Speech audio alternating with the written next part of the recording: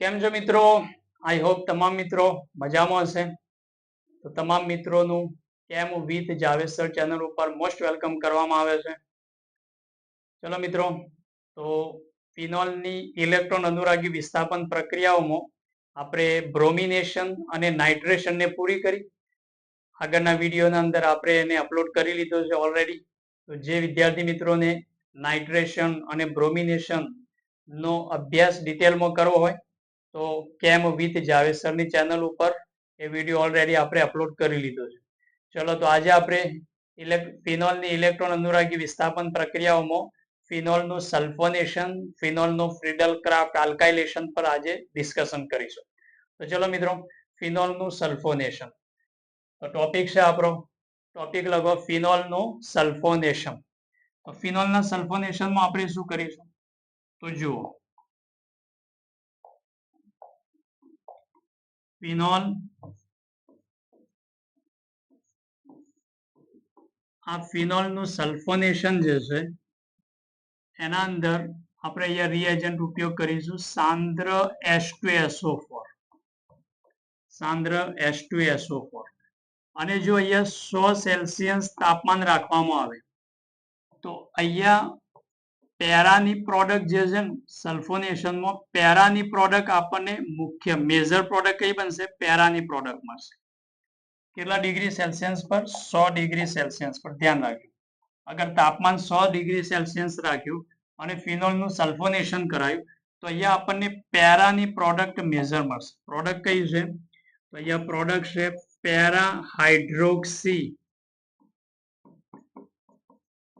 Para hydroxy benzene sulfonic acid. Benzene sulfonic acid. Clear? અને આ product જે છે આપણને મળશે મેજર. પેરાની પ્રોડક્ટ મેજર મળશે. મુખ્ય નિપજ કઈ મળશે? મેજર. કયા તાપમાન ઉપર? 100 ડિગ્રી સેલ્સિયસ પર, 100 અથવા 373 કેલ્વિન ઉપર.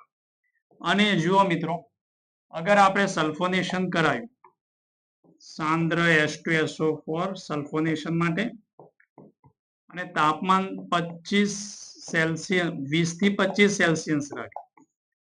20 સેલ્સિયસ થી કેટલું રાખ્યું? 25 સેલ્સિયસ. તો આ વખતે સલ્ફોનેશનમાં આપણને જે પ્રોડક્ટ મળશે એ ઓર્થોની પ્રોડક્ટ મેજર મળશે. પ્રોડક્ટ તો મળશે પણ એમાં મેજર પ્રોડક્ટ કઈ બનશે? ઓર્થો વાળી. મતલબ ortho hydroxy benzene sulfonic acid. Benzene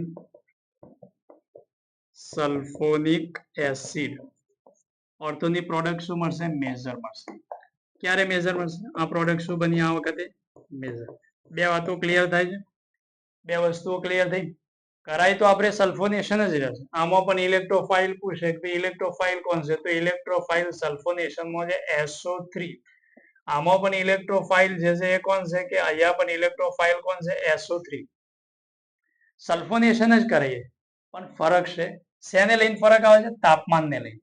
જો તાપમાન 100 ડિગ્રી સેલ્સિયસ રાખશો તો પેરાવાળી મેજર બનશે અને જો તાપમાન 20 થી 25 સેલ્સિયસ રાખશો તો ઓર્થોની પ્રોડક્ટ મેજર બનશે. ક્લિયર છે? તો આ સલ્ફોનેશન.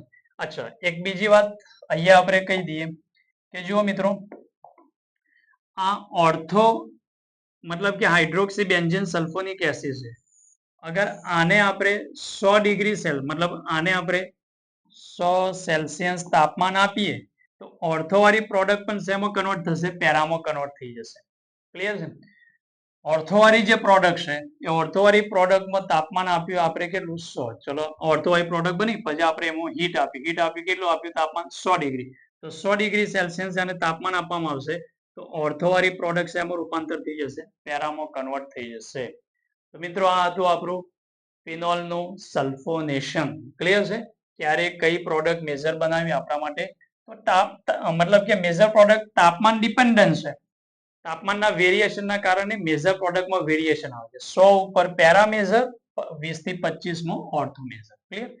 ચલો, તો ફર્સ્ટ આપણે ત્રીજી ઇલેક્ટ્રોન અનુરાગી વિસ્થાપન પ્રક્રિયા જે હતી ફિનોલનું સલ્ફોનેશન, જેના આજે આપણે પૂરી કરી લીધી. ઓકે, ચલો મિત્રો, નેક્સ્ટ ફિનોલની ફ્રીડલ ક્રાફ્ટ આલ્કાઇલેશન પ્રક્રિયા. તો જો ફિનોલ, આ ફિનોલ છે એ ફિનોલની ફ્રીડલ ક્રાફ્ટ આલ્કાઇલેશન પ્રક્રિયા કરીએ તો ફ્રીડલ ક્રાફ્ટ આલ્કાઇલેશન પ્રક્રિયા તો આલ્કાઇલ હેલાઇડ અને નિર્જર AlCl3 ની હાજરીમાં પ્રક્રિયા થશે. આલ્કાઇલ હેલાઇડ લઈ લીધો, નિર્જર AlCl3 ની હાજરીમાં શું થશે? પ્રક્રિયા થશે. અને આપણને એ વાત ક્લિયર છે કે આનો ઇલેક્ટ્રોફાઇલ કોણ છે? તો આનો ઇલેક્ટ્રોફાઇલ છે CH3+. ક્લિયર? આ ઇલેક્ટ્રોફાઇલ. તો અહીંયા ઓર્થો અને પેરા ઉપર લાગશે CH3 અને પ્રોડક્ટ આપણને મળશે OH. એક પ્રોડક્ટ અહીંયા મળી ઓર્થો ઉપર CH3 અને બીજી અહીંયા આપણને પ્રોડક્ટ મળશે ઇલેક્ટ્રોફાઇલ પેરા ઉપર એટેક કરશે તો આ પ્રોડક્ટ મળશે. ક્લિયર?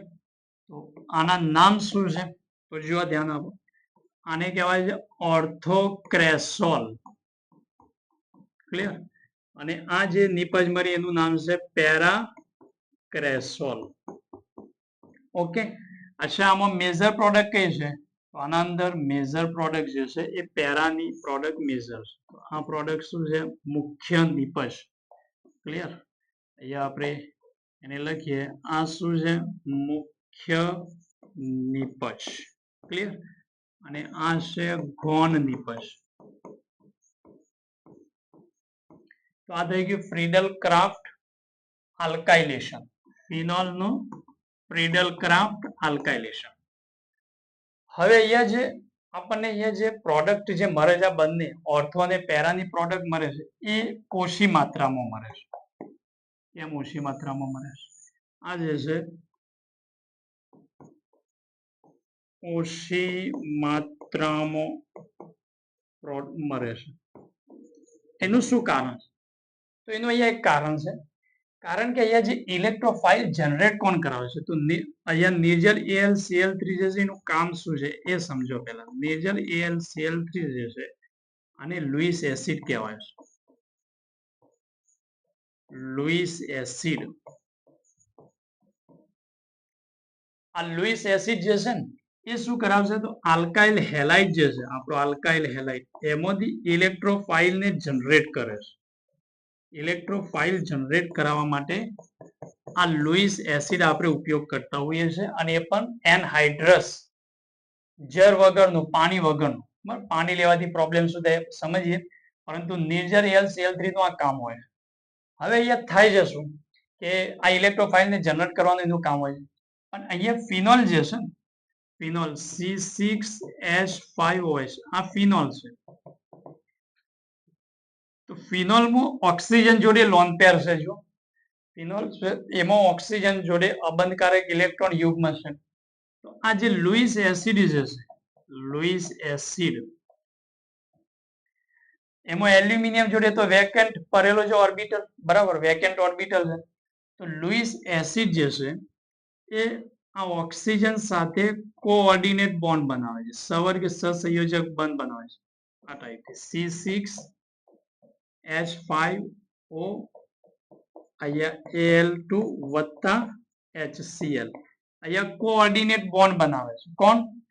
મતલબ કે ઓક્સિજનનો લોન પેર જે છે અહીંયા એલ્યુમિનિયમ ને આપે છે લોન પેર, જેના કારણ કે આના જોડે વેકેન્ટ ઓર્બિટલ છે. તો અહીંયા લોન પેર બનાવે છે. કયો બંધ બનાવે છે? સવર્ગ સહસંયોજક. ક્લિયર? કોઓર્ડિનેટ બોન્ડ જેને કહેવાય છે સવર્ગ સહસંયોજક બંધ. સવર્ગ સહસંયોજક બંધ. આ બધી વસ્તુ કેમ હું ડિસ્કસ કરું છું?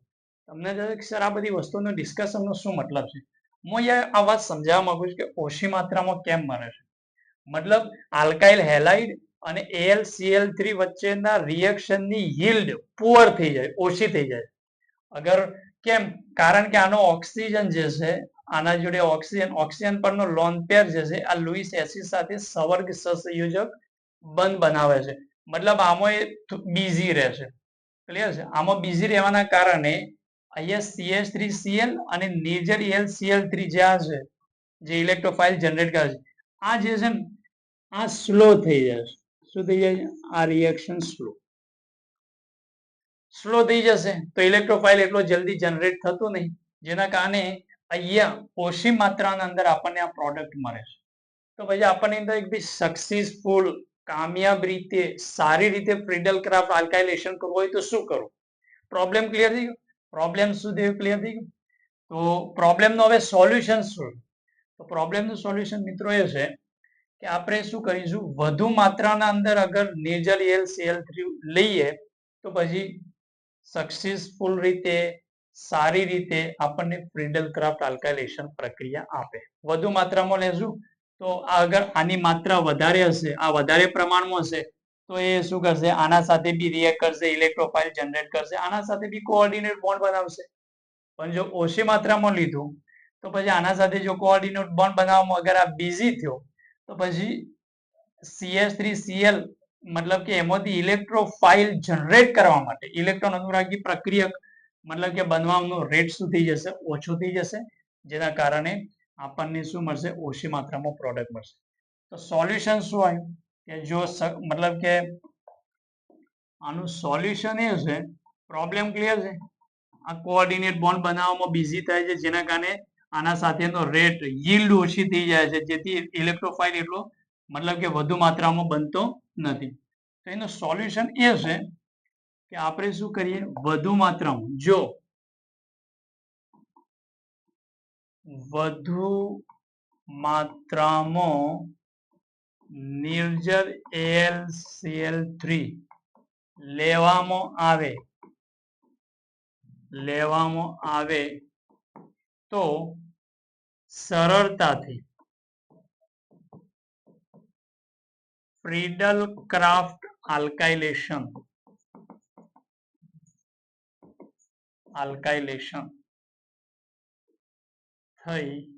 થઈ શકે. ક્લિયર છે?